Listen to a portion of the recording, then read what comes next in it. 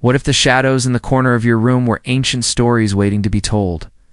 The origins of the Japanese Yōkai legends stretch back into a tangle of animism, Shinto beliefs, and the everyday wonder and fear of natural phenomena that early communities could not explain. Long before the word yokai became common, people described unexplained events, strange noises, sudden illnesses, or odd footprints as the work of kami, spirits or nameless things that live just beyond human sight. As Buddhism arrived from the continent, its cosmology and ghosts mixed with local tales, adding new layers and moral lessons that storytellers used to teach, warn, and entertain. Medieval picture scrolls and oral storytellers shaped these encounters into recognizable figures, from mischievous Kitsune and Tanuki to darker, more grotesque specters captured in amakemono and illustrated books. Yokai functioned as a language for the inexplicable, a way to name danger, to enforce social norms, and to make the world feel less arbitrary by giving misfortune a face and a motive. Regional diversity mattered. Mountain villages, fishing hamlets, and rice paddies each produced their own cast of creatures, tied to local landscapes, seasons, and livelihoods.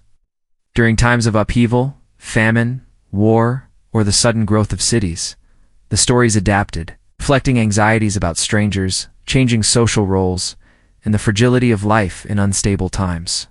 The Edo period turned Yōkai into popular culture through woodblock prints, kabuki plays, and collections of supernatural tales.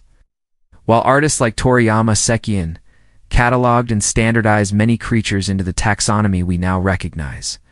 With modernization came both decline and revival. As folklore collectors, writers, and later manga and film creators reimagined Yōkai for new audiences, sometimes turning terror into humor or social commentary.